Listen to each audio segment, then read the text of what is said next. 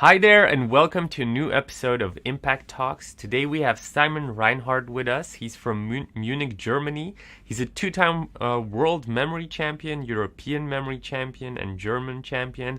He's also a Guinness World Record holder for memory, 92 digits in 1 minute. Simon, let the people know where they might know you from and what you're currently doing. Hello, greetings. First, let me say you that I'm very happy to be here on your program. And yeah, it's a bit hard to say because the sport that I'm doing is like not such a world famous sport that I can assume that people really know me. But I have been on some TV shows, 2 times in China, a few times in Europe. And maybe people have read something about me or other people who are also competing in tournaments. Or maybe people have seen me in I think it was 2014 Guinness Book of World Records. Should have been the international edition, so that was quite cool to think that you are there with a photo in a book that's lying in every bookshop in the world. But apart from that, I don't know. Nice. Maybe what a good introduction to this is, as I was researching about memory, is for newbies, people that don't know yet, how would you describe this whole memory community and what you're actually doing? Because when people think about a memory world champion, they think somebody who's born with photographic memory, a little bit like in Suits with Mike Ross. So my question to you is it something like that? Can you describe a little bit more, give us context? Sure. First let me say, I think I don't know anybody, at least nobody in the memory sports community, who has been born with some Rain Man-like ability to hear or see something and then being able to reproduce it without any kind of techniques. And I think the keyword there is memory techniques. This is what we are all using in these memory tournaments. A memory tournament, what is a memory tournament? It's basically, you can imagine it like some kind of track and field decathlon, yeah, where you have 10 different disciplines, and it's always about memorizing, like memorizing digits, memorizing names and faces, memorizing words. And there is a certain point algorithm that you get for score X, and at the end, all of your scores are added.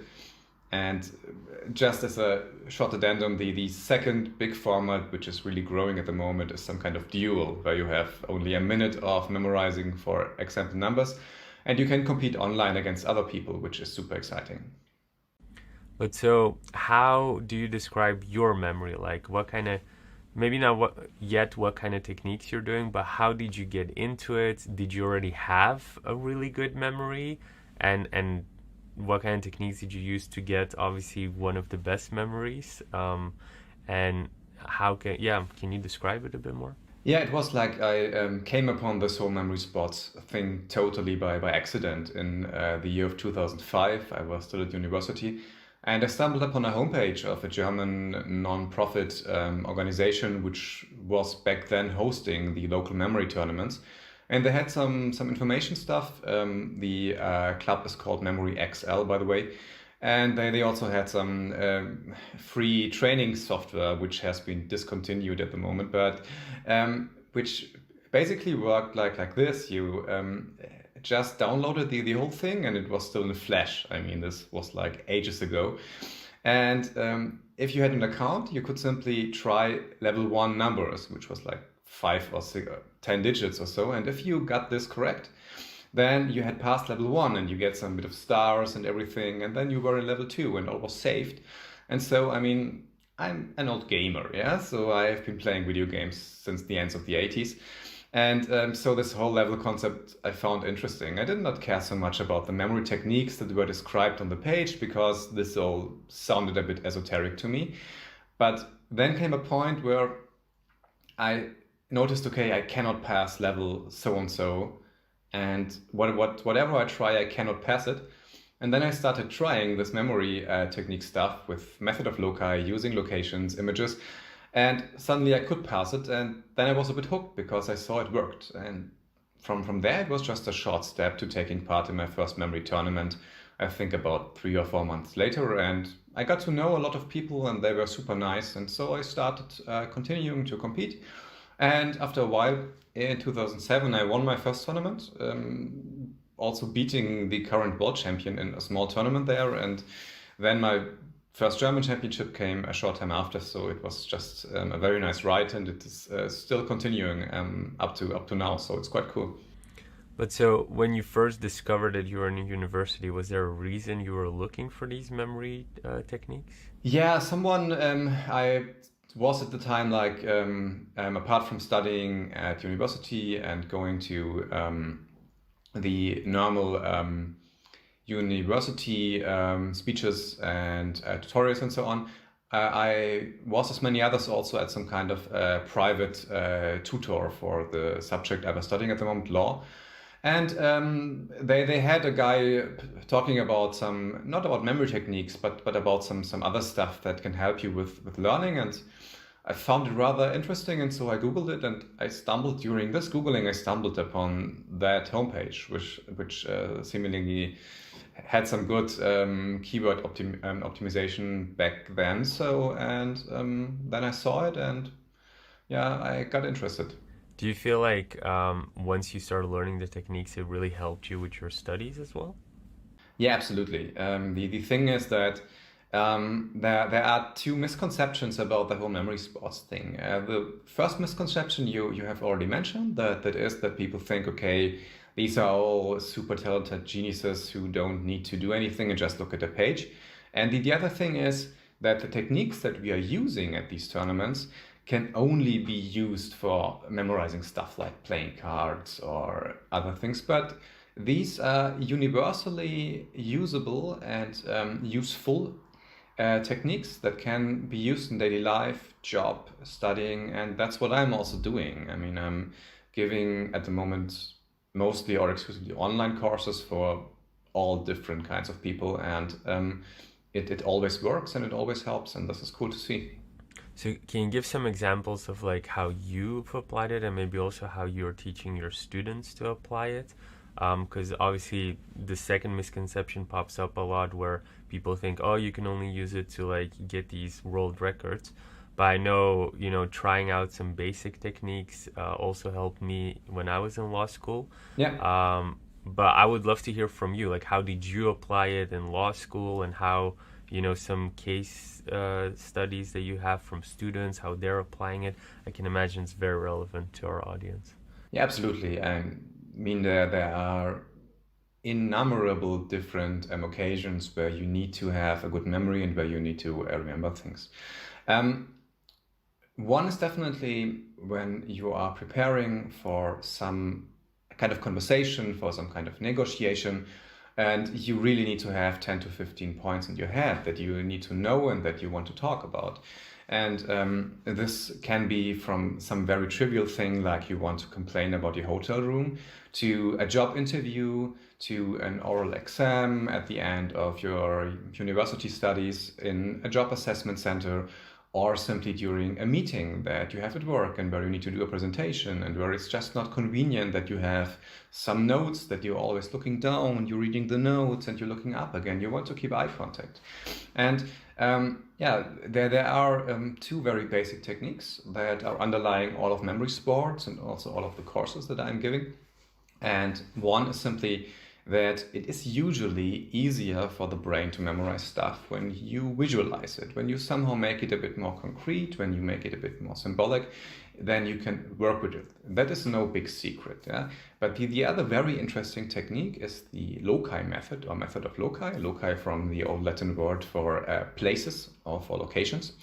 And this was already used in ancient Rome and Greece from orators back then, like Cicero wrote something about it, and many others. And I think it is something that is also on a very basic level taught at some universities, but it is really an incredibly flexible and deep and complex technique that you can use for all of these things. But I think it's important that you have someone who is giving you some good guidance, because I sadly have to say that there are many, let's say, popular books about the subject, or also it appears in pop culture, And there is sometimes a misconception. Let's just say about this memory palace concept, which is used in, I think, most famously in the last years in the BBC series Sherlock. And I think it made huge waves when he said, okay, and then I go into my cellar and I open the book, and on page 73 there is this case. And it works roughly perhaps like that, but it's also totally different. So I think this is what is important to tell people. Can you describe it a little bit better so that we understand? Like, how does the technique work then? Yeah, sure. The technique basically works that you use some everyday locations, like, for example, the door to your apartment, and then the stairs, and then outside of the house, maybe there is a car, and so on, like successive string of individual locations that you know in sequence. So you don't have to really memorize them, because I assume that everybody knows, for example, their way from home to work, and can pinpoint there at least 10 to 15 individual places there. Then the next step is that you somehow visualize your information. This is very easy, for example, if you're trying to memorize keywords for a speech or for some kind of job interview. And then you put this image, this visualization of the image on your first location, for example. It's like the first keyword that stands for your first sentence. Then on the second location comes the second keyword. And as a very concrete example, let's say your first location is the door of your apartment. Usually these doors are still made of wood, sometimes they also have metal, but let's say it's a nice brown wooden door. And let's say you want to hold a short speech about environmental problems, or a short speech about some biology stuff or so. Then you could use as your first keyword, for example, if you want to start about the endangerment of the rainforest or something, then you could have your first image, your first keyword image, that then would remind you not only of one word, but of a whole sentence or of a whole set of information. So you could use a tree, like a tree that stands for the rainforest, and the rainforest leads you to all of these informations that you have learned normally. And then you would just make a connection between the tree and the door. Maybe from the door grows some little twig or so, or you just see that the door is made of wood, and wood is also the substance a tree is made of. You made some kind of conscious connections, creative, logical. And the idea is, and that's the key, that next time you visit this location, you will just see the door. Yeah, this will be your normal location, but it's also a saving place for your information. And you will then think of the connection you made. Okay, the door is made of wood. What is else made of wood? Which kind of information have I saved there? The tree. Okay, sure, it starts with the tree. So it starts with talking about the rainforest. And then you know all of this information because you have learned it normally. You don't use everything there on your location, but you combine it with your normal memory. You don't, because that's working nicely. But your normal memory, your natural memory, is just not so good in memorizing things in sequence. That's the problem. You usually skip from point A to B and to C, and then you forget something. But this method is for keeping things in sequence and for having all of your information like on a string of pearls, and then you can use from keyword to keyword. And you can use this in many different instances, and always a little bit different, but that's the basic way of it. But if you're using these commonly used locations in your mind, isn't there, I can imagine, a limit to how many things you can use it for? Because at one point you're going to walk past that door and you're going to have like hundreds of things attached to it with your memory. Yeah, the point actually is, and that is one thing that needs a bit of work, but that is still manageable, that ideally, if you want to memorize things for a longer time, you should really dedicate this one location to this one information.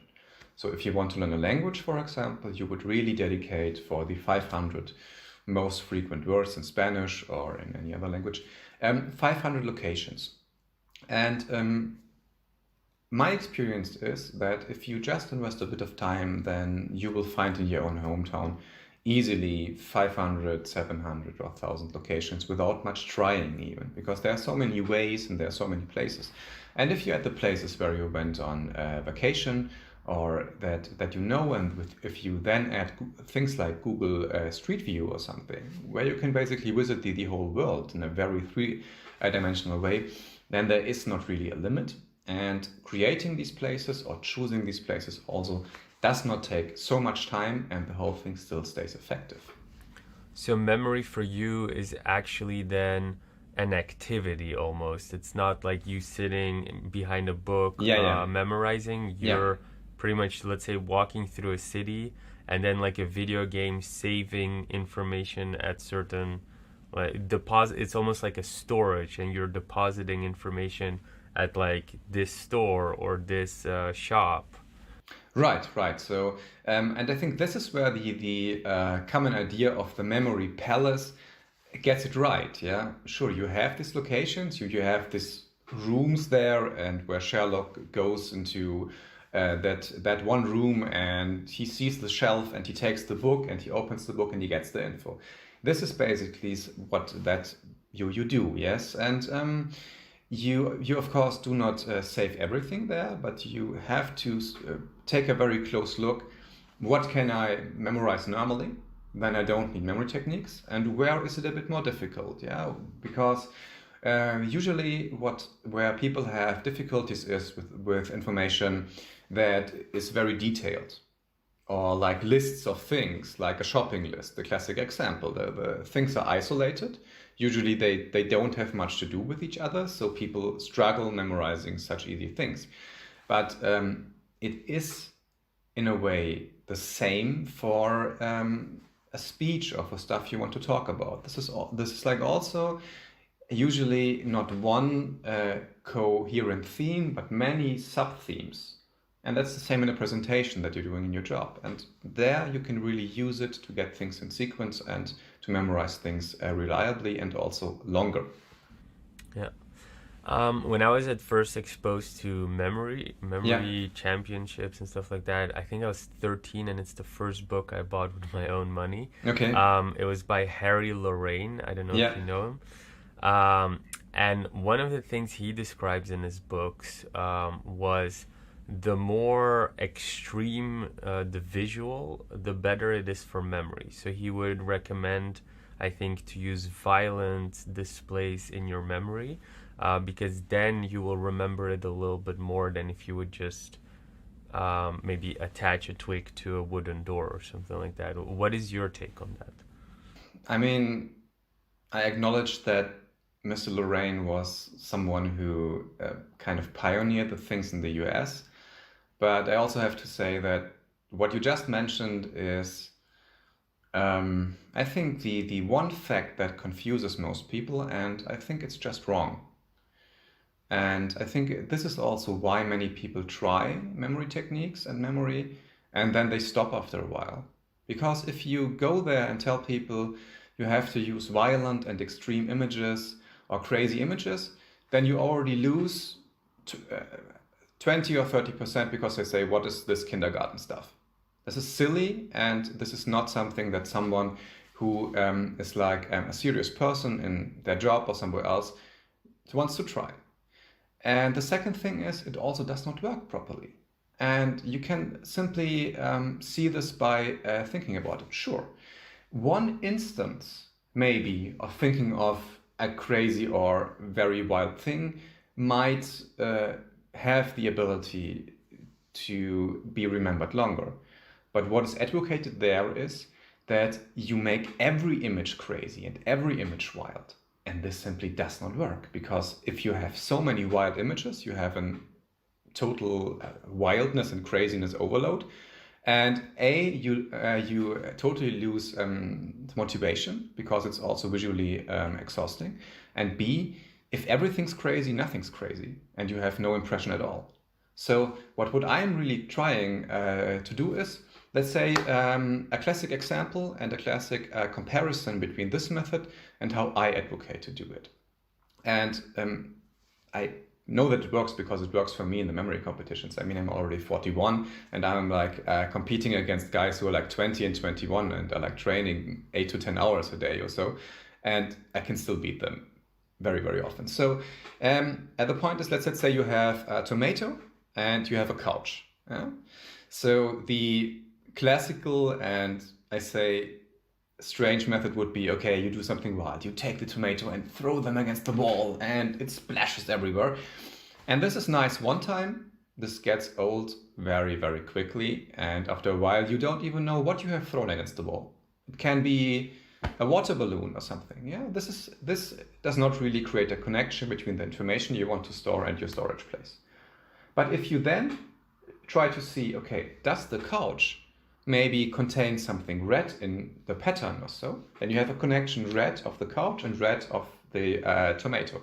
Does the couch maybe have some round elements, like where you rest your arm or so? Then you also have a kind of congruence between the round thing of the couch and the roundness of the tomato. And there you have something. So you have some kind of searching, and you're searching for some creative and logical connection.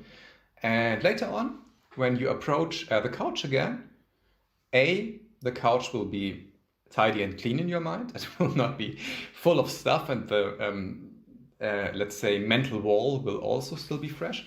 And B, you just need to look at the couch, and you will be, by the couch itself, reminded of your information. Let's say you just, because what will stick in your mind for a long time is that you made a focusing on the red parts, let's say on the pattern of the couch.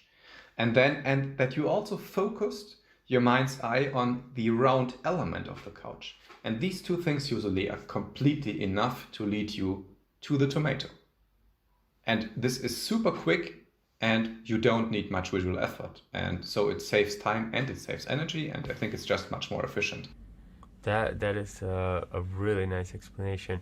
But then let's make it a bit more practical. So Yeah, sure. if you would learn a language based on the technique that you just explained, the best situation would be for you to go, let's say you're learning Spanish, you're going to Barcelona or something, Absolutely. or like Madrid, and Sure. then you just walk with a dictionary and attach words to certain locations. Because I imagine you only have one couch at home, so like there's Yeah. only so many things you can have at home that you can attach words to. Yeah. Maybe an additional question to that then. So with learning a language, your suggestion would be to travel somewhere where you can have new locations to explore. Maybe, Google Street View, that was a really good one. But what if you're like a lawyer, big firm, you have 20 cases every day, and you have so much information, like you can just, I mean, I feel like there are less locations out there than there are informations you need to remember about the 20 cases you have that day. I mean, the good thing is that as a lawyer, usually, maybe even if you have 20 cases, cases also end. So you don't need to memorize all of your cases for forever. And even if you wanted to do that, usually you don't need so many locations to have the main points of a case. What is, you never need to have all of the information that a case contains all in your mind. What you need to have is, you need to be prepared for the court date, you need to be prepared for the meeting with your client, and you need to have core information then. And you need to be prepared, for example, for negotiations with the other side and with the other side's lawyer. And then you can definitely use these techniques, for example, to memorize a whole contract, or to memorize the key point you want to explain to your client, or the main legal arguments and the main cases, if you are a lawyer that is working within the case law framework. And then you can simply cite them. So it is like always that you pick the information that you want to memorize, that you know which information do I already have in my mind due to experience. Because even if a lawyer only, let's say, reads through a 20-page file once, due to his experience, he will, even without using memory techniques, maybe know 50 to 70% of the whole thing anyway. So the point where memory techniques are useful for this person is that they, with a bit of instruction and guidance, clearly identify the information that they usually have trouble remembering. Let's say details, numbers, names in the case. or also facts, or let's say certain relations between certain people, and also, of course, the legal analysis. So then you can simply instruct these people clearly how to use in a very efficient and very limited way locations and memory techniques, so that with just a few keywords they can fill out all of their missing gaps in their memory. Okay. And so, but what you just said is also, once a location, like once you've associated the tomato with the couch, can you ever go back to that couch and associate something else with it? Like, let's say you don't need to remember the tomato with the couch anymore. So you don't need to remember a certain fact about a case, and you've associated it with the front door of your house or something. Can you, a week later, associate something else with the front door? Absolutely. I mean, usually places have quite some plasticity, by which I mean that you can usually connect a place with many different things, but not with many different things at the same time. So if you keep something at a location, and if you put it there once, let's say like me in a memory tournament, or like me when I'm like preparing for a meeting or something, then the thing is safe there. If you then don't repeat it after a few days, then the thing also, of course, has a bit of decay. Much less decay than with your normal memory, where there have been many studies that show if you read something today, you will usually only know about 30% or so the next day, and then also like the big bullet points, which is quite frustrating. But there, with a location, if you repeat it, let's say after a few days once, then it stays for quite a long time. If you don't repeat it, if you need the information just once, then usually after a few days you can use the same location for a different information, and the old one is just gone. Like if you memorize something new on the location, then you can overwrite stuff without too much problems, unless you had, like, say, used the location permanently for that information for a few years. Then it takes a bit longer, but you can switch out information if you want. So let's take it back to a more entrepreneurial industry. Let's say you're the CEO of like thousands of employees. Yes. So based on your logic, on this technique that you explained, you'd have a meeting with every single employee in a different location, and that would boost kind of the whole memory and what you discussed last time with this person? No, you don't need to be in a different physical location. So this is not necessary at all, but what you are simply doing is that you are preparing these locations from somewhere, and you just have them in your mind. This is something that only happens in your mind. And the same what you also mentioned previously regarding learning a new language. You don't have to travel to Spain and only memorize things on Spanish locations. You can use any kind of location just for learning a language. It's like, as you can store anything in a bank vault or in a box, it doesn't need to be a Spanish box. Yeah? And but does it enhance the experience for your memory?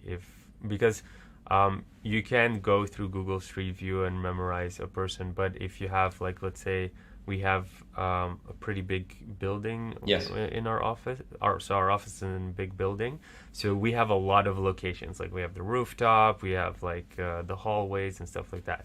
So if you have like hundreds of people or thousands of people, isn't it then more enhancing and better if you actually have a location for every single person?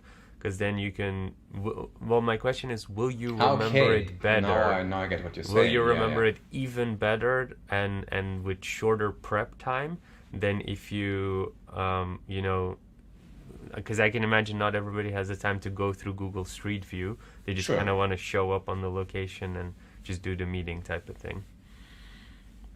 I mean, what you can definitely do is that you simply, in your mind, assign every person in your company, if you're a CEO, a certain room in your building, but you don't need to meet the person there. That's really not possible. You can simply meet the persons normally. You don't have to change anything about your normal daily routine, because usually people will either go to your office or you will visit them in their room. But what you can do is, and that's the most important thing, Before you meet someone, you need to identify which information you want to memorize. And this is where I usually help people. That's why I also say, okay, I'm not only like a memory trainer or a memory teacher, also like in the way of memory consultant, that I really talk to a CEO, a manager, or someone else, what they actually want to memorize.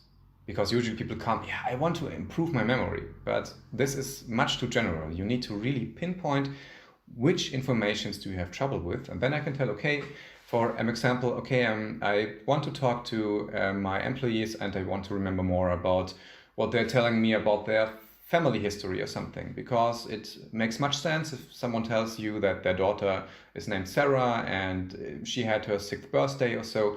Then next time when you meet the person again, you say, hey, how is your daughter Sarah? Then they feel appreciated, and maybe you really want to talk about that. And I think this is what gives many people problems. Or the, let's say, classical case, you meet people at a cocktail party and you say, okay, hi, this is Mr. Smith, and he's the CEO of Smith and Brothers, and he is there since 1967, and so on and so on. And there's so much information, and people usually forget 80 or 90% of that.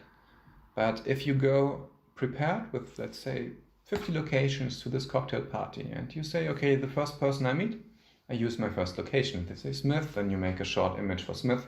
We can also talk about how to memorize names. And then if they tell you a number, then you also make a short image about this number. This is also a certain way how to create images from, let's say, 2-digit pairs. And then you have all of this information neatly organized afterwards on your location, and you just repeat it quickly, and then you can meet the next person. So that's very interesting what you said. So you going to the cocktail party, the way you prep is you have the locations already kind of in your mind. Absolutely. You have That's locations very in your interesting. mind. Yeah. And so once you have those locations, let's say it's like the office building, and then there's like the kitchen and the coffee station, whatever. So when you go into that networking or cocktail party, and you meet Mr. Smith, you're like, okay, he's like at the coffee station. The question then is, he's at the coffee station. Do you keep Mr. Smith in the coffee station, and then Mrs. Smith goes like to the hallway or something like that? And then in the hallway there's like plants, so then facts about her and her family or something like that, they get associated with all the things in the hallway, and Mr. Smith's things get associated with like the coffee maker and stuff like that. I mean, usually it makes sense to separate people. When we are talking about Mr. and Mrs. Smith, then maybe I would save them both on at the same location, because if people are, let's say, closely related or married, then usually they also have many common experience that they are telling you. And I usually think it would be more efficient to have them both on the same location and then just separate them. Let's say put him on the left side and her on the right side, and then add all of these images there. But this is all a bit of experience. But so the images you're adding are like the coffee can goes to one fact and the napkins go to another fact, or how do you, let's say you meet Mr. Smith and he is from 1960 and he has a business with like, I don't know, like 2 employees. Let's say he's a business where he's selling printers or something. Yeah, exactly. Then let's say if your location is the couch again. Let's go with a well-known location. Let's say the couch would be my first image, my first location. Then I could simply see, okay, he's like a printing business. Then you just need to imagine something. If you want to remember printing, you would maybe think about this small cart that is stuck at many pieces of furniture or so, where it says like manufactured in or so, and then you could like just think, okay, the couch also has something printed, and you just focus like on that, and that would then later on the small cart remind you that, okay, maybe he is then the printing business. And then if he tells you, okay, and his daughter is and his daughter's name is Angela or so, and then you might think of an angel, and then maybe you would arrange the angel there on the couch, or you would think on some other way to connect the couch with the angel. And so from of every piece of information that he gives you and that you feel that you cannot remember normally, you would make an image of that, like angel, or printing, let's say you have some printed out card and you connect this to the location.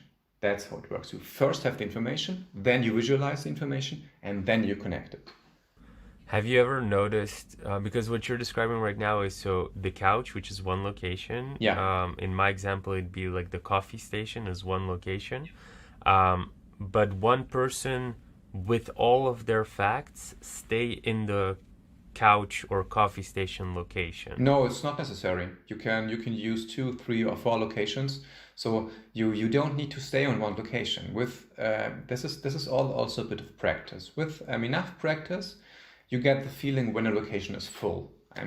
Of course, it's best if you only have one image there, but a location is flexible. You can put 2, 3, 4 informations there if it's a bigger location. Like the coffee station has many corners. What do you think is like a maximum for an average person? And just out of interest, what is the maximum for you? I think it's a bit hard to say because it depends on the exact location. Let's say a very simple location like a chair or something might usually be able to at best hold one or 2 informations because it's not very complex. But if your location is bigger, let's say if it's like half in a room, or if it's like the shelf I have there with all the stuff being there, then if you have a clear enough picture in your mind of this, then of course you can connect information to many different things, to the trophies, to the books, to the little tiger there. And it all depends on the location. But let's say a normal location, let's say a table or something, 3 to 4 informations max. If you have more time, you can connect more, but then you should go.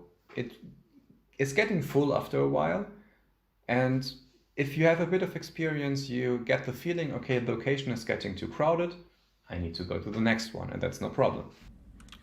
Okay, so thinking about myself, for me, like 3 would probably be a maximum, but then 2, 3, like what you said, would be best. Do you feel like as you get better at this, obviously you are a world champion, so then do you feel like you still keep it at small numbers and just have a lot of locations, or do you feel like you can do more at one location? I also definitely limit what I put in a location at the tournaments anyway, because at the tournaments you need to be very fast. And if you need to be fast, you don't have that much time as someone has who is a manager or who is a student. So the image really needs to make a clear connection.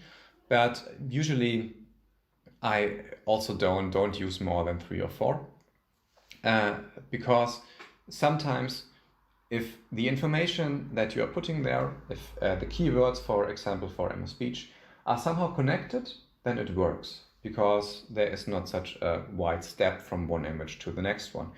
But if these are 3 very distinct things, 3 or 4 different topics, then it makes sense not to overcrowd your location in order to let it assume a clear character of the information that you are saving there. You mentioned, a couple minutes ago, there's specific ways to do numbers and specific ways to do names. Yes. These are both super relevant to when you're running a company, especially when you're pitching a lot.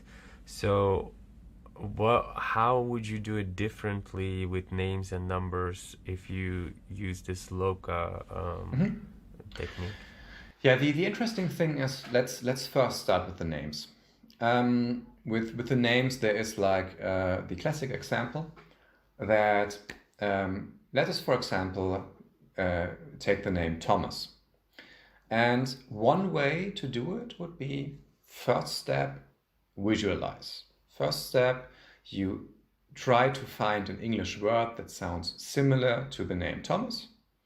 And this might be, again, our well-known tomato. And then the next step is, now you have the image. Somehow to connect this image that symbolizes the name with the face of the person. Usually it's the face, but it can also be something that they are wearing or a combination of these. Example, tomato again, round, red, the 2 most prominent attributes. Let's say the person has a bit more weight or has a rounder face or has round cheeks. you would just look for something. And if they also have a red nose, or if they have a red jacket, then you would, again, as you did with the couch, the same principles, focus on the red, the main attribute of the tomato, focus on the roundness. Usually the red should be enough. And the good thing is there are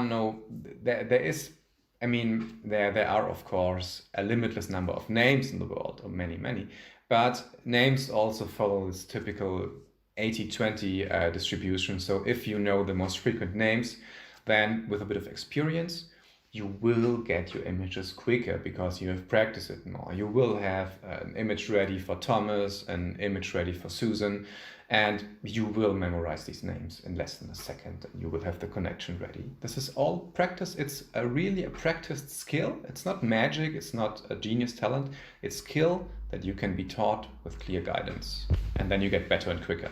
What if you have two Susans who are your friends, or two Susans who you just hired? How do you deal with that then? This is no problem at all, because you always only connect the name to the face. And if you have two different persons and you have Susan, and let's say Susan might be, as far as I can remember, the origin of the name does have something to do with burning or flame or so. Maybe I'm wrong, but that's at least how I have remembered it once. And then you might also, if one of the persons, for example, has red hair, then you might, flaming red hair. Or if another feature there somehow reminds you of that. Another way to do it is, and that's the second big way of doing it, that you think that you are not trying to find a word that sounds similar as the name, as we've done now, but that you are thinking of another person with the same name, let's say a famous person or a person that you know as an acquaintance, and then you try to see similarities. For example, for the first Susan, you might think of a well-known person like Susan Sarandon or so, and you might try to compare them quickly in your mind, and you might see maybe they have a similar hair color or similar features or a similar way of speaking. And this is also how you connect the whole thing. The next time you see her, you think, yeah, there was something about her matter of speaking and the way of her face, and you think of Susan Sarandon's face and you know, okay, your name's Susan. Okay, but don't you think that at one point you know too many Susans and then you're screwed? Or maybe another question, like if a Susan comes to you and then but you've associated, let's say, 2 or 3 Susans to this celebrity, or do you have to always associate a different celebrity that is called Susan? I mean, let's take the extreme case that you have a company with 50 employees and all are named Susan. Then maybe you have a certain preference for people named Susan, and if you are the CEO, you will already know when you have hired them that this might be a problem with. But I mean, if you have 50 people and all are named Susan, then you don't have to memorize anything, because you just go to everyone and say, "Hi, hello, Susan," and so. Yeah, but what if you want to save work? What? Yeah, okay, I guess I understand. But so you associate pretty much either different locations, different celebrities, different similar names, similar objects on a Susan or a Thomas and stuff like that. Yeah, it is in a way, as I have said before, like your basic principle, you have a location and you memorize something on this location. This was like our classic case with the couch and the tomato, or with the door and the tree. What you're doing with memorizing names is basically the person becomes your location, because this is what you will always see, and the name becomes the information. Okay, yeah, that makes way more sense. Okay, so you kind of like inversed it. Okay, that's very smart. A lot of these techniques, I want to get to numbers as well. But the question that I have is, how did it evolve for you? Did you invent some of these techniques? Did you develop further these techniques? Obviously, like the traditional memory techniques are quite old at this point. I got into it through Harry Lorraine, but you've already mentioned that what he said has some shortcomings that you guys have resolved within the community. Can you maybe talk a little bit about the evolution and how maybe you did stuff as well, did develop maybe techniques or something, or perfect them? I mean, first, let me say, it would go too far maybe to say that what Lorraine and others have said has, let's say, shortcomings or is like faulty. But the main thing is just that I think that for most people, it is not the ideal way, in my experience, how the techniques should be used. I cannot exclude that you meet people who say, yeah, I'm always throwing tomatoes against walls and I'm always, in my mind, destroying houses and rooms and have other violent stuff. And then I say, okay, it's fine for them. Ultimately, what is the most important thing is that you see what works for you. And I mean, I have much experience in teaching people these things, and I have fine-tuned them also during my teaching experience. And I can simply say that these things work very, very quickly how I am teaching them. Maybe Mr. Lorraine's things also work, but I have just met many people with the same story. And the story goes, I have heard of memory techniques once, and I read a book, and it was always saying, you have to do these crazy images and it's super great. And I tried it for 2 days and it didn't work. And then I threw the book away. And then I tell the people, okay, maybe try it a different way. And I have not met one person who said, no, it also doesn't work. So I think maybe there is a kind of an evolution, a second step, an improvement of the methods. And that's at least my opinion. And so, do you feel like when you're competing with the other memory champions, I can imagine some of them are your friends, do they all continue into this evolution, the second step? Or do you know that some of them are still using the classical methods? I mean, the point is, as far as I know, some are using it like I do, and some are doing it in maybe an in-between way. Like, okay, they might throw the tomato against the wall, but it doesn't explode. So, like, because maybe they are a bit more hectic, and some are still trying to do it in a more extreme way. I mean, I have not really statistics about that, but I just think that if you really want to do it in an efficient way, and if you don't want to exert yourself too much, I think also for memory sports, it is a very good method. And yeah, in this dual format that I have been mentioning right at the beginning, where two people are competing one against one, I'm still, I think, definitely among the top 3 persons in the world, and I was in the last 3 big finals of 2020. So I don't know if it works. Yeah, it works. It seems to work, yeah. I think I'm also definitely the oldest person there, so it is also good if you're over 40. Maybe a question, like a dual question there, but do you feel like as you get older using these techniques, you remember it faster? So, or it's the same or slower as you get older? And then maybe also an added question to that, do you think this is like a good way to maybe like stave off like people who have dementia or Alzheimer's or something like that? Have you ever researched something like that? I mean, I've never done research, and I also think I cannot really tell people if you do this, then you definitely will slow down your Alzheimer, or you will slow down your You've never had people reach out to you to research you? I mean, sure. With regards to research, definitely. I mean, there was one person who also has a foundation about Alzheimer's research, or let's say he has a charity in that regard, and he had contact to a number of scientists who are also in this kind of scientific research. And there was like a period about 5 years ago where many of the top memorizers were invited, for example, to the US, and to take part in studies. These studies actually were mainly about attention and how whether people who are using memory techniques have a higher developed attention, or what their natural baseline memory is. Regarding things like dementia, I am no doctor, and I just know, I mean, there is like a well-known fact, if you use your mind and if you stay mentally active, then it is definitely not a bad thing. I don't know if it prevents onset of any kind of disease, but I just think it cannot hurt. Yeah. And then that first part of the question, do you feel as you get older, the speed goes up of you being able Yeah. to get these locations up Yeah. and associating things, Yeah. or do you feel like it's going down?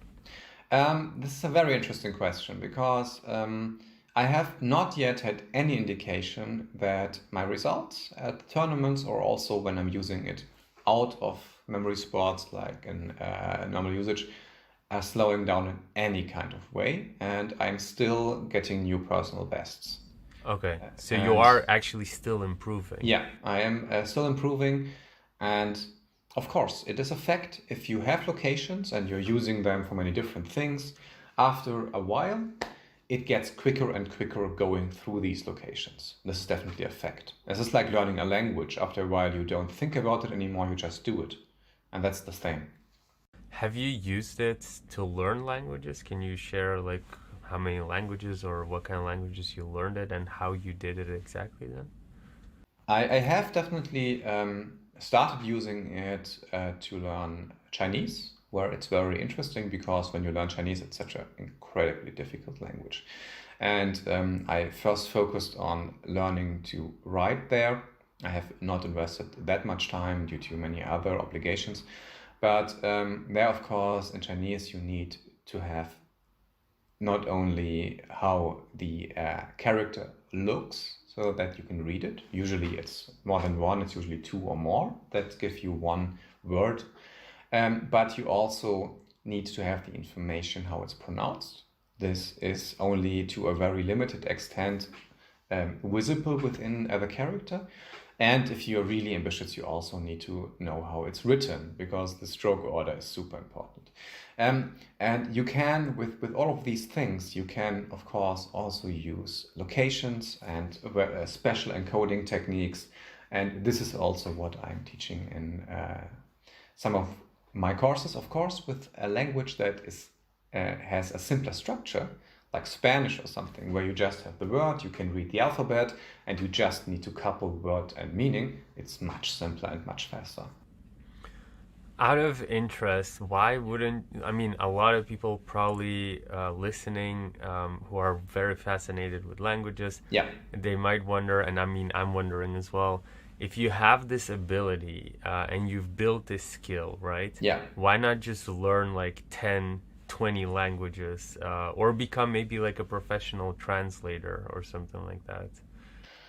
Yeah, I'm not sure if I want to become a professional translator when I'm investing all of my time at the moment in building my own business and so on. But I really love languages, and I mean, I love English, and so I am. The main point is just there was a time when I was investing a bit more time in learning languages, and I mean, I can speak, of course, my native language German, then English. I understand quite a bit of Italian, and with association Spanish. And I've once started learning Russian, which I can still read to a certain extent with a basic vocabulary. Speaking is always tricky because speaking takes like practice, and you can't practice it so well at home. And I say, if you give me a comparatively simple set of sentences in Chinese, I can also read them. So I am expanding this, but of course, I at the moment have other priorities. Yeah, I mean, it's nice, and maybe I will start learning these when I like say in 10 years. But at the moment, everybody's time is limited, and at the moment, I am concentrating my time on teaching, consulting, and maybe also taking part in some memory tournaments when I have the time. So then let's cover the numbers part. You were going into that. How do you do that? Numbers has a very nifty system, which I found super interesting when I first encountered it.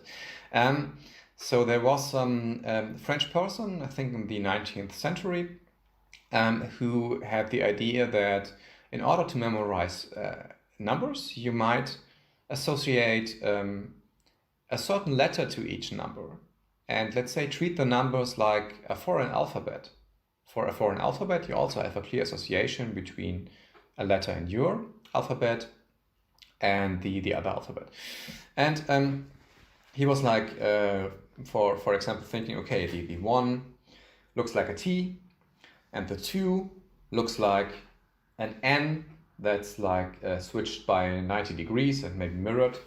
3 looks like an M, which is also switched, and so on. So you can assign to every digit from 0 to 9 1 or more letters. And then if you have a 2-digit number, you would basically, with a bit of practice, immediately read them as 2 consonants. Let's say the number 12. 1 was which letter? I or T? What was T, it? yes, T, yeah. And the 2 was? N? Yes. And so you would have T and N, and now you are free to insert as many vowels between the consonants. And the only condition is for your word that T and N are the first 2 consonants appearing in the word. So what might be a fitting word for 12? Text, notebook, or something. Yeah, but when you have text, you also have an X and a T. But you could, for example, take ton or tan or tennis. Then you have T and N as the first 2 consonants. Everything Oh, that so comes it's not after, 2 different words. It's no. It's okay. like one word. Yeah. And this is cool. You can also extend this to a 3-digit system if you're really But ambitious. if you have tennis, right? There you have 2 N's. So now we're talking about the number 122. No, because you start with the number. So if you know that you are just encoding 2-digit numbers, then of course the word tennis will only lead you back to a 2-digit number. But so if you are doing like a championship, Yes. I can imagine you have to remember like a lot Hundreds of of numbers. numbers. Like But the world so record for 5-minute numbers is like 568 or so. yeah, and you have this Guinness World Record which was like 92 digits. So Yeah. what's the process with 92 digits? Like how does that work then?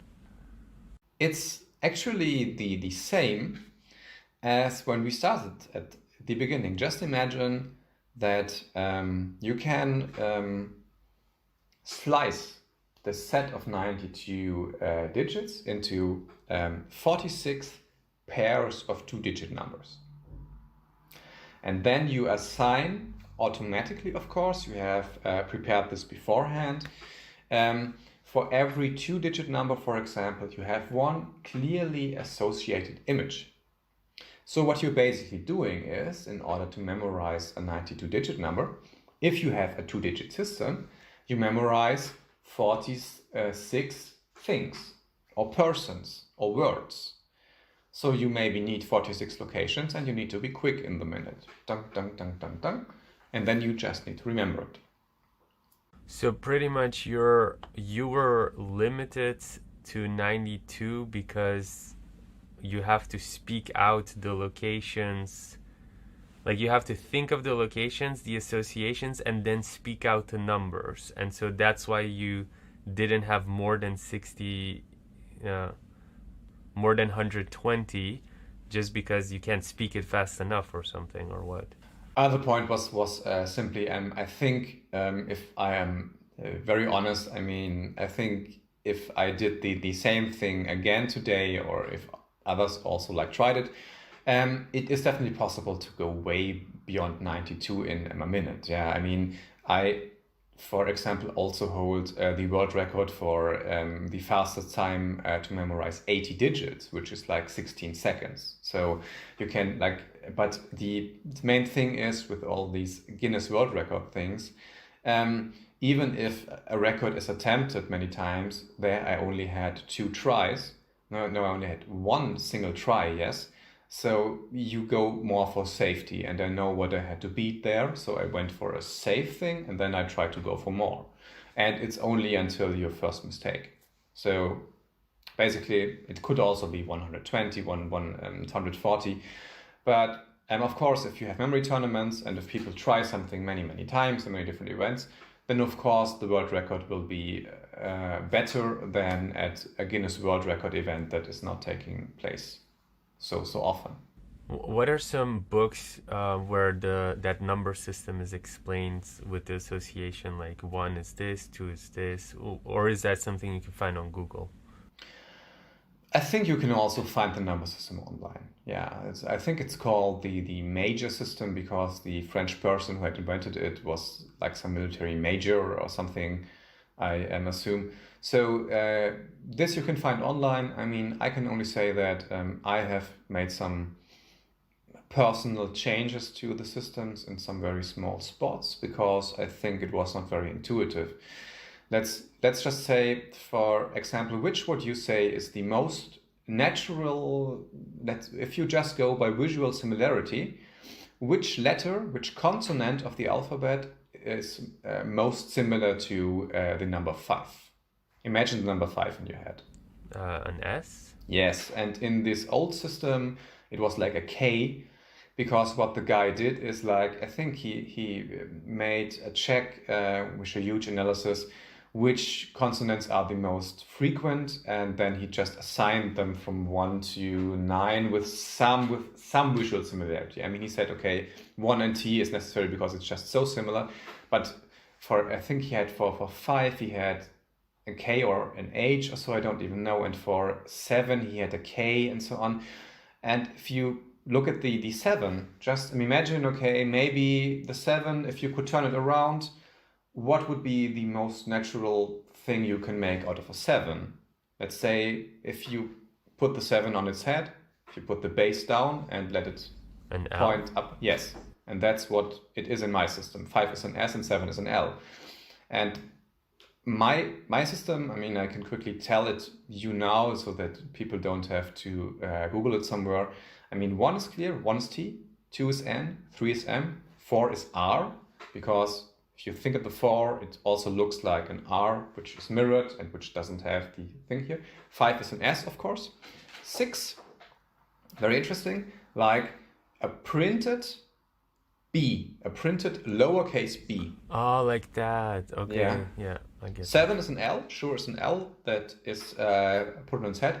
8 was a bit trickier, but it's an F or a W, like in cursive writing, like an F, okay, which yeah, is there. yeah. 9, printed lowercase g.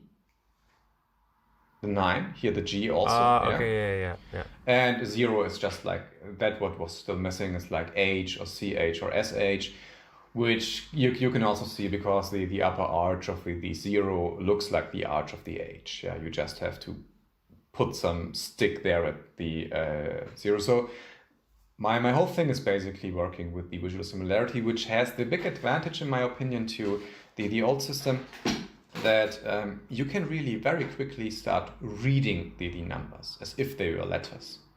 And then it feels just like you were reading a word. You just have to insert the vowels, which is very common for, I think, many Semitic languages, like Arab or like Hebrew, where they also don't write the vowels.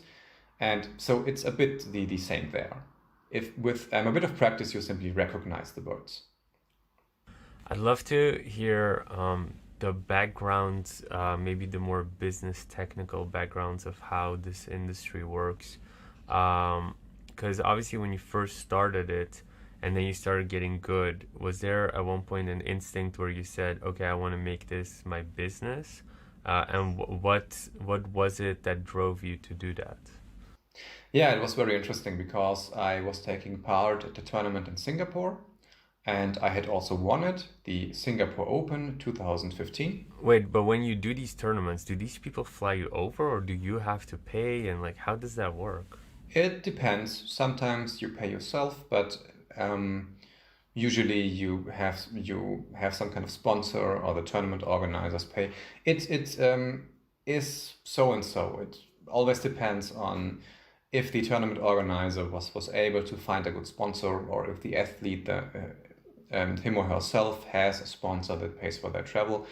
I would say it's 50-50 or so. But to get back to the thing, so I was at the Singapore Open and I managed to win them. It was a very nice tournament. And in the beginning of the final day of the tournament, I was contacted by some person on Gmail who said that they are in Singapore and they are employees of a company situated in the United Arab Emirates, and they would like to talk to me after the tournament. So I said, sure, let's meet. And after the tournament was over, I organized a business conference room there in the same venue, and we were talking, and they told me, yeah, they have been sent there in order to meet me from their boss, an IT company there in Abu Dhabi. And they would like to have me give a 5-minute short illustration, speech presentation, how it would appear when I am giving a memory course. And I had given memory courses before, but I was still working in an employed situation, so I did not. Wait, how old are you at this point? 40. At this point, I was 36. 30. Okay, so this is like 10 years into your memory career already. Yeah, right. Yeah, and then they filmed this, and I gave them a short speech about memory and a short presentation. And they said they would get back to me. And then they contacted me and said, after I was back in Germany, yeah, that their boss was very happy about the whole thing, and they would like to invite me for a several days long course in Abu Dhabi at their company. And I went there, and it was super interesting, and they were the great hosts and incredibly friendly people. And so I noticed for the first time, okay, this, I wouldn't say fame, but this, that people start to know you because you are successful at these tournaments, this can be like kind of a door opener.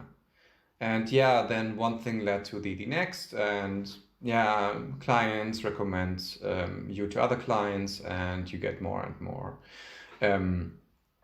assignments, or you have new clients everywhere. And yeah, I was doing much stuff internationally.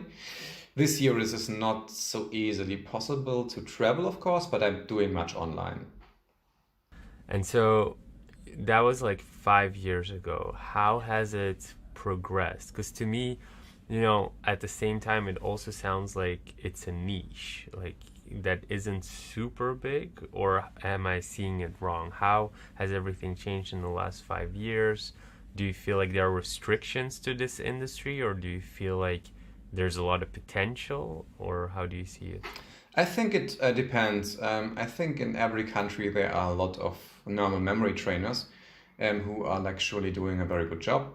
But I think there is a special niche if you are in this memory business, and if you also if you not only can give memory courses, but if you also have like proven your expertise by really being successful at the tournaments, and also if you have a knack for speaking and teaching. And what like also helped me hugely was that in 2015 and 16 I was in a Chinese TV show called The Brain, which was all the rage in China. I think it was the most watched program in Chinese TV in 2015 and also in 16.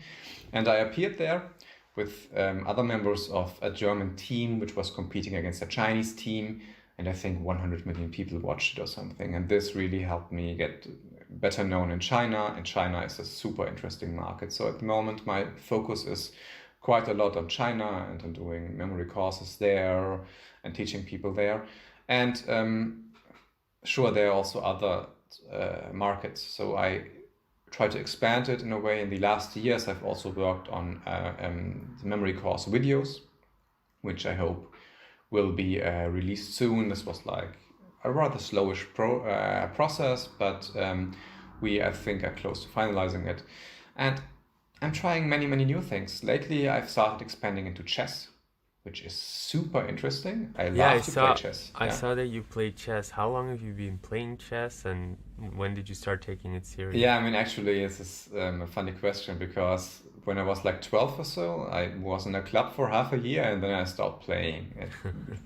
It just was not my thing back then. And I started playing again when I started studying, like as a kind of like to relax in the evening, and I was just playing online. It was the start of the internet age, and you could play at one or two sites, and it was cool. So I did only play online Blitz for I think at least ten years or so, and only on and off. And since 2 years, I'm in a club here in Munich, and it's super cool. And I'm also playing like in league games and playing there in the first team. And this really gave me some additional motivation. And what I'm doing at the moment is I had like a few weeks ago, I had two persons who wanted that I teach them how to memorize chess openings, which is, of course, a super interesting topic. And chess is everybody wants to memorize chess openings. 90% of chess books are about chess openings, and people have such a hard time memorizing them. So I took a very close look, also for my own interest, and developed a system how to use this location technique and everything to most efficiently memorize chess openings and also end games and everything. And I had this very ambitious guy who is very short before making FIDE master, but who wants to become a grandmaster. And he really went through my short basic course, and it was very nice to see how interested he was there. And I think I hope within the next month I will also give my first course for a chess grandmaster and an international master who are also interested. And the chess grandmaster also a few years ago was a German champion. I'm not there to disclose the name, but they really want to know more about this because, I mean, if you're a chess professional, it's all about efficiency. You only have so many hours a day, and some work like 10 hours a day on their chess and 8 hours of the 10 hours on opening study. And if you can do the same stuff with the help of a bit of memory techniques, let's say not in 8 hours, but in 6 hours, you save hundreds of hours each year that you can invest in other stuff or can just use to relax and collect your energy. And yeah, that's a growing market for me, definitely. So when you're going into chess, is your ambition to become a grandmaster, or? No. I'm much too old for that, and I also think I'm not talented enough. I mean, I'm a rather okay player. My German rating is 2,150 at the moment, and What is it? How does the system in chess work? Like when do you become this? Can you give a yeah. context for? Yes, it works like this. I think my rating 2,150 or also 2,200 should be top 5% or something. But the point is that very few people get the master titles. You need to have 2,300 to become FIDE master, which is like the lowest master title. If I just would concentrate on chess from now on, maybe I could get that. But I mean, I have other things to do. Then there is international master. You need 2,400, which is even a smaller percentile of all chess players. And you need to have great performances, which are very clearly defined in a number of tournaments. This is called norms. You need 3 norms. And the same for grandmaster. You need 2,500, which I think only a few hundred people in the whole world have.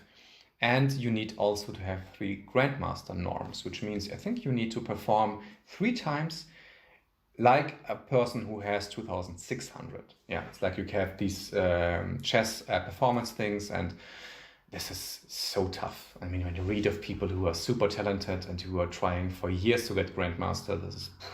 It sounds like a I deeply respect everybody, but... It sounds like a professional athlete. Like, how big is Totally. the chess industry? Like, do these people make, do they make a lot of money to spend so? Like, when I imagine chess, I imagine, like, you go to a club to play, like, the Sure. way, like, as a hobby. Yeah. I don't have so much in-depth information. What I definitely know is that I think the top 10 or top 5 players in the world should not have financial problems, definitely, because they are being invited to the so-called super tournaments where prize money is huge. Um, how it is financially for people, let's say, worse than number 50 in the world, which is still incredibly strong, I don't know. I know of a few very strong chess players. One I have also met personally online, and um, depending on the country, they are of course also founded by their governments, and they get apartments and they get money, and this makes it easier. They get funded by the governments. In some Eastern European countries, that's definitely still the case. I don't know how it is in India, for example, where there is a huge chess boom, but the best chess players of some Eastern European countries definitely get some government funding. And in Germany, it's similar, but I think to a lesser extent. And in the US, I don't know how chess is funded there.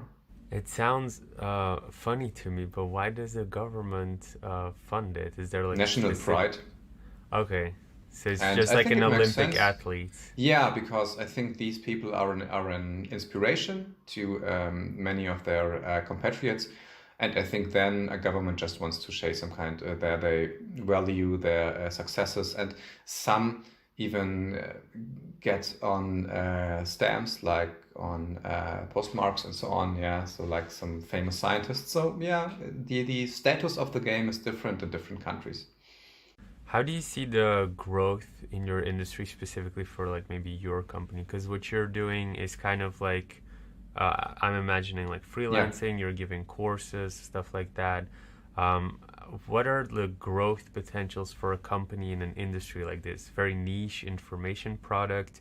Do you see like at one point having, multiple employees, hundreds of employees? Like how do you see the growth potential and the There future of are it? there are a few different growth potentials. I think I could definitely already have a few employees if I wanted, but I did not yet make that steps. I mean, of course, I have a few entrepreneur friends, some in very different contexts. One is like having a number of music schools in Munich. And of course, he needs to have employees because all of the teachers there and so on. The other has a number of fitness studios, and of course, there you need to have employees.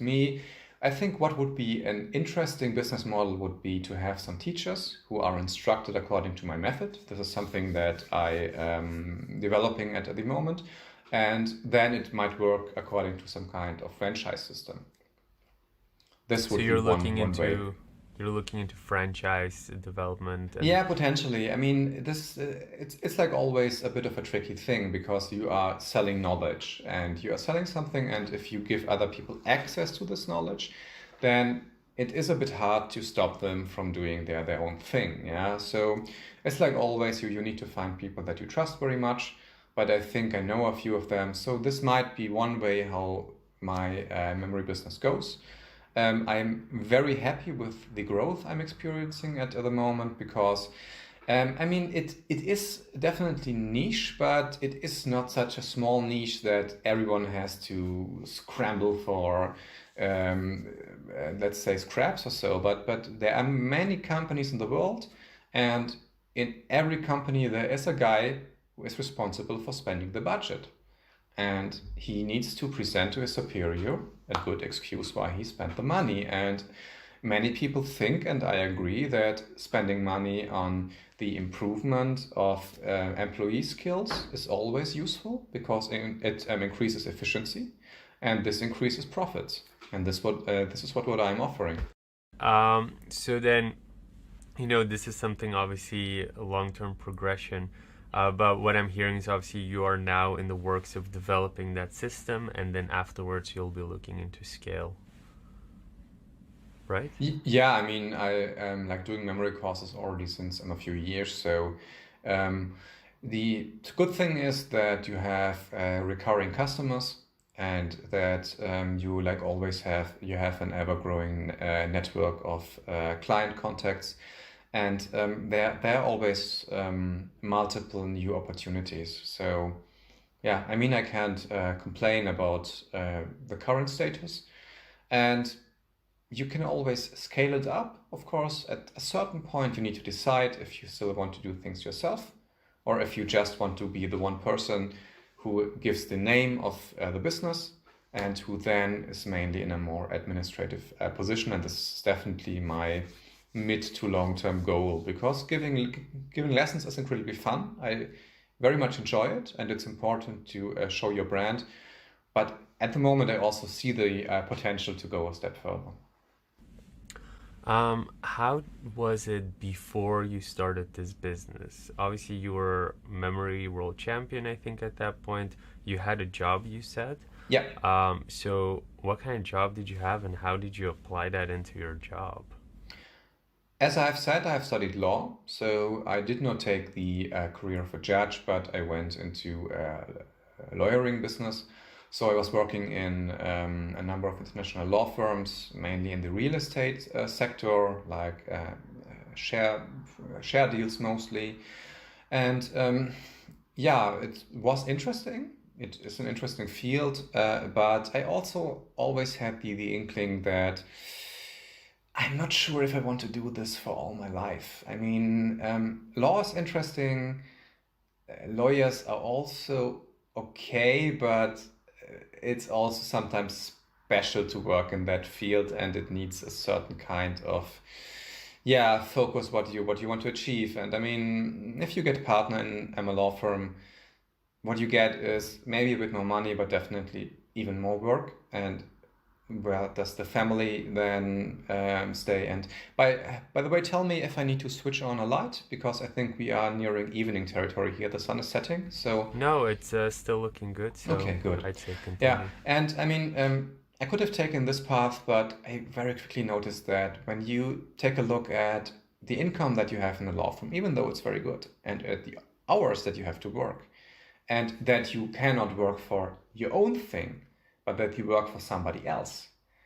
This all taken together, compared with the hourly rates that I can charge now, and with the things that I can do now on my own, I am creating my own fortune. And I mean not fortune in terms of money, but I am the author of my own fate. I can do what I deem right. I can plan my own things. And this feels so incredibly different. And I think this alone is such a life improvement that it's worth for me. Well, why is it so worth it for you? Why was it so important to have, like, control over your faith? Because I think, I mean, I can totally understand that many people are happy being in an employment situation, because it gives you safety, and you simply know what you need to do. And I totally respect that. So it is just that maybe it's not to everyone's taste. And I just noticed that when I am working for somebody, I not always have the last word on, let's say, my communications with clients, or what I write to clients. And the simple fact that you are working for somebody else takes away much of your creative freedom. And I'm a person who likes his creative freedom very, very much, and who likes to be my own boss. I don't like to work for somebody. And maybe that's a character flaw, but maybe it's a character plus. But after some years, I noticed that I am most efficient when I am my own boss, and that's the most fun for me. Huh. I think a lot of people that will listen to this will resonate, which is why I asked. We're slowly starting to wrap up, but we have a section before we're wrapping up called the crash and Yeah. burn segment. Yes. And it's the biggest Sounds very failures. encouraging. It's the question is the biggest failures that you didn't expect and what you learned from it, if you look over your entire career. Okay. That's an interesting question. Um, I would not call me working in law firms as a failure or as a mistake, but I can say with a bit of hindsight that maybe I did it 1 or 2 years too long. I could have made an exit there earlier, but I mean, as it is sometimes also in a bad relationship, you just stay because the thing exists. And it is a bit hard if you are in something that is maybe okay, but where there may be something better. than to take that step. And I have to say, this nudge I got from this huge opportunity in the United Arab Emirates, this gave me the final thing that is okay. Now I really go for it, and I should have done it earlier, but now I go for it. Another failures, I mean, you sometimes try some cooperation with people and you have a cool project and it simply takes too long. I think many people know that. And when that happens, this is maybe a failure, this is maybe a crash and burn, but I always try to say, okay, I didn't invest too much, and it was a very, very nice idea. And as it is with startups also, I mean, they say that 9 out of 10 startups don't work. So very often it is like at least half of the ideas that you have maybe don't pan out, but you just need to try and you just need to continue. And I think it's always worth it than going for the one idea that works. Yeah, I agree. Another segment that we have is called, obviously because it's Impact Talks, it's called the Impact Story segment. What is the project that you worked on that had the biggest impact, you think? If you look, of course, over your entire career, could be, within the memory or outside as well. It is, what I would definitely say is, if you like just go in terms of people that you have reached. I mean, if with my memory courses, this is always like I reach at most like 100 to 150 people. Yeah, the things that I found that gave me much feedback in other ways was, I found very interesting, the TED talk that I gave, which gave me incredible reactions by people, and as I also mentioned, this Chinese TV show. But TV show sounds so trivial, but you need to know that in some countries, people are very much into connecting a person with some kind of reference. Where has the person appeared? Do they have a book? Can I watch a video of them? And this alone opened so many doors to me, because I also was lucky enough, or maybe also concentrated enough, to also win my challenge there. And this is, of course, very, very important. And I beat someone from the Chinese team. And the other thing was a TV show last year in Vietnam. The same format, but in a different country. And I was paired against, I think, the strongest competitor they had in the first season, and a Vietnamese person. And I very narrowly beat him. And the day that this video appeared online, the day they aired it, it was totally crazy, because in China they don't have Facebook, of course, yeah. So I didn't get any kind of Facebook huge response when this was aired in China, but in Vietnam they have Facebook and social media, and it was aired like last year and this year at the beginning of January. And for, I think, a month or so, I got like 500 to 1,000 friend requests per day on Facebook from Vietnamese people. People are contacting me, Simon, and we love you, and this. And I mean, this is so, this can be so overwhelming. And you are then simply grateful that people appreciate what you're doing. And this is something, I think, these multiplicator things are which like open markets. And this is super interesting for me. So when you go to the recording like that, how long does it take until it airs? I was there in November and it took until January. Okay, so that's pretty fast still. Yeah. Great. Yeah. And then maybe, because you kind of covered it, but which books were really like good for new people who are into this, but also people who already kind of know a little bit, wanting to go into more difficult memory challenges? Can you recommend a couple of books and describe what you learned from them? I can actually only recommend one book, and it is not a contemporary book, but I think it was the memory book that left the greatest impression on me, and it is from a very interesting person, Ernest E. Wood. And he was a headmaster back then it was still India. I think nowadays it's Pakistan, in Hyderabad. and at the beginning of the 20th century. And he was also into memory techniques, and he was very diligent about researching them and also incorporating Indian memory techniques and so on. And he wrote a tremendous book which very clearly explains many of the basic principles. I think it is available, should be available for free online, so people who are interested can take a look. And apart from that book, Wait, what was the book called again? It's called Mind and Memory Training. In the last chapter also has some meditation stuff which people can absolutely ignore. It does not have to do anything with the memory section. But it's like just the first part is about memory techniques, and this is maybe cool. Maybe a good question, but Yeah. do you use things like meditation or something to calm your mind down to maybe remember more or store more? Have you ever experimented with that?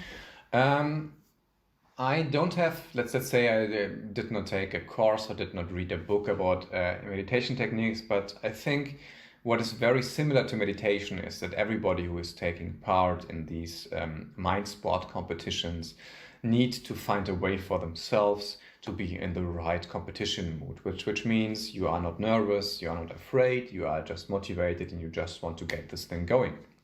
And I think over the years I have developed my own set of tools to get into the right competition mood so that I always enjoy it and that I'm always happy. And if the other person beats me, then they were just better and I don't care. Can you share maybe some of these rituals or meditation techniques that you've been doing? It's a bit hard to describe because much of it goes automatically, but I always try to keep a mindset which I think is useful in many other instances in life also. I think it is almost always the wrong approach to make yourself dependent on the result of something. If your own happiness depends on the result, then you are basically a slave to the outcome that you cannot fully control. And this is the same for any kind of tournament. I can never know that I beat all of my opponents, and I can only give my own personal best. And the thing is that I can control the outcome insofar as I go into the competition in the most relaxed state and that I simply try to enjoy it and give my best. And if I have done that, then it doesn't matter what the outcome is because I have maximized my own chances.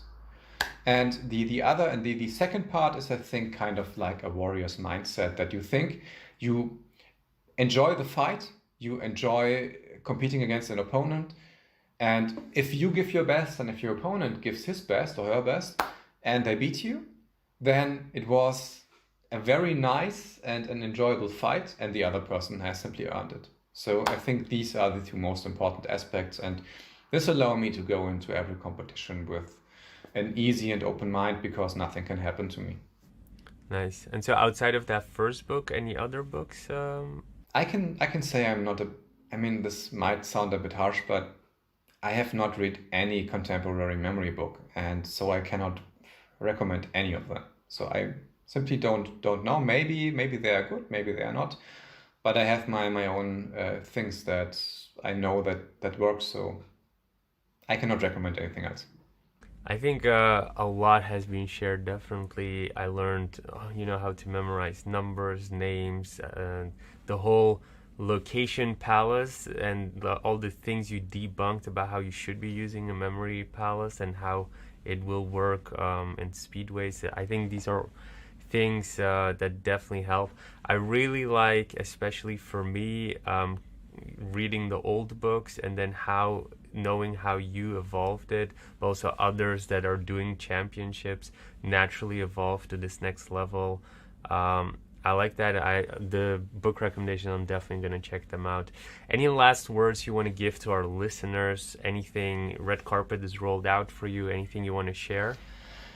I can only say, if what I have explained today might have seemed a bit too abstract, or if you think, okay, this is all with locations and images, this is something that people just need to try themselves. Try it. Make yourself, now or whenever, just a simple set of 10 locations within your home or anywhere.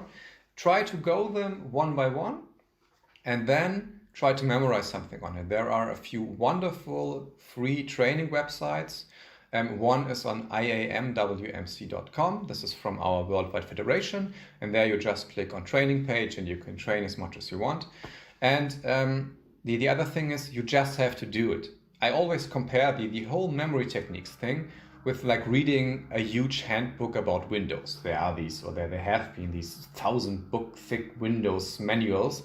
And you look at page 560 and you see, if you want to open the folder, do these 10 steps. And this is just silly because everybody knows you just take a mouse in your hand and you click and you open the folder, but you can explain it over pages and pages. That's the same thing. I can talk for hours, but if you try it, you will intuitively and quickly see what the whole thing is about, and you will also get a good feeling about the potential for you and for your own improvement. Great. Where can people find you? My homepage is simonreinhard.com or simonreinhard.de. People can also write me to reinhardmemory@gmail.com. And I also have a Facebook page where people can contact me. So I am openly reachable, and people, if they have questions or if they want to take courses or if they have other things that they want to talk about, I am open there to be contacted, gladly. Perfect. Then thank you so much for being part of this podcast, and I'd love to see you maybe on the next one as well. Thank you so much for coming on. Thank you very much for having me here. I've also enjoyed it greatly. Thank you. If you liked this episode, you can check out our most recent one here. And if you haven't already, make sure you click here to subscribe and see the next one. But if you're interested in more tips and tricks, then make sure to join our Facebook group where you can find thousands of like-minded people and you get direct access and support to